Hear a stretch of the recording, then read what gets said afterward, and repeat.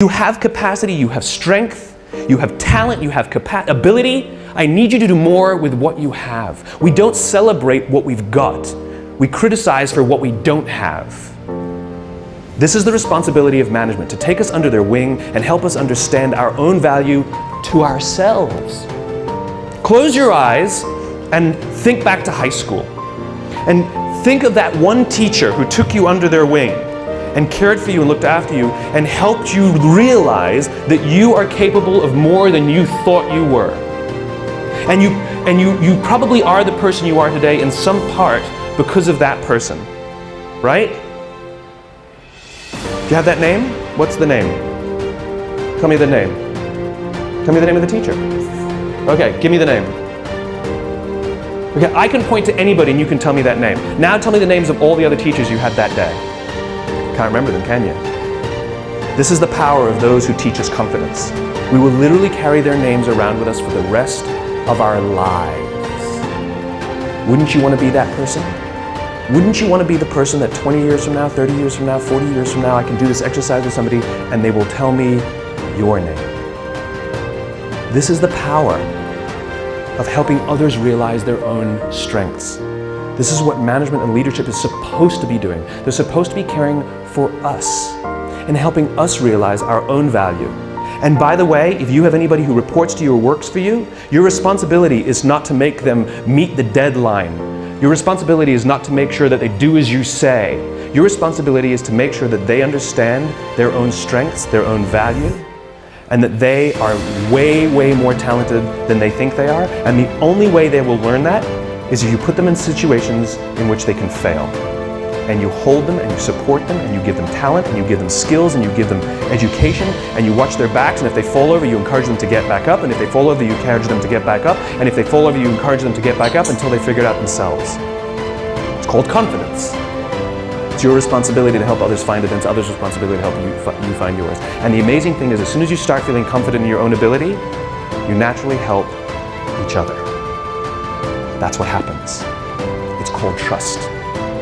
In the military, they give medals to people who are willing to sacrifice themselves so that others may gain.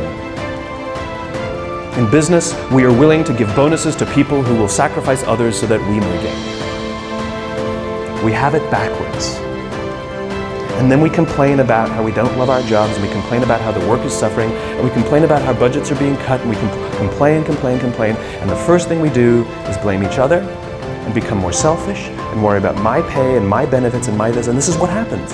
When we are unfulfilled, we look at the metrics and we say they're not good enough. When we are fulfilled, we don't care about the metrics. This is why when you have a job you love and you get a call that says, I'll offer you tons more money and great benefits, you're like, I'm not interested, I'm not interested, I'm not interested. I'm very happy here, but we'll give you more. That's not the reason I'm here. I'm here because I love it. I'm here because I care for the people I work with, and I'm here because the people I work with care for me. This is the world I imagine. This is the world I imagine. And here's the great thing. If you take little risks, I'm not talking about big things, little things. If you start doing little things for each other, the amazing anthropological response is other people will start doing little things for others too.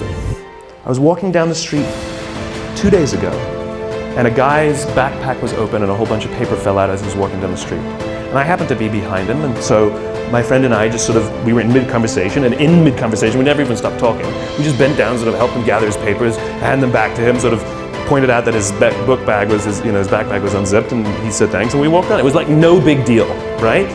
We get to the end of the street, and we stand we're waiting to cross the street. We're still talking, we haven't stopped talking. And the guy in front of us turns to us and says, I saw you help that guy. That was really cool. But here's what's great about that. The guy will go do something for someone else simply because he saw us bend down and pick up paper for someone else. He will actually go do something for someone else because of it. Right? He won't give to charity because he sees me put $1 in a cup. But he will actually help someone because he saw someone also help someone. Little things. Hold the door open for someone. Say thank you to the person who holds the door open for you. Smile to the barista. Little things. Put your foot in the subway when the door is closing so someone who's running will make it. Hit the open at the elevator. Don't go,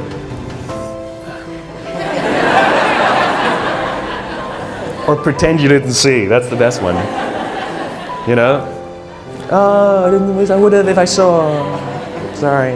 Right? Do it. A little time and a little energy.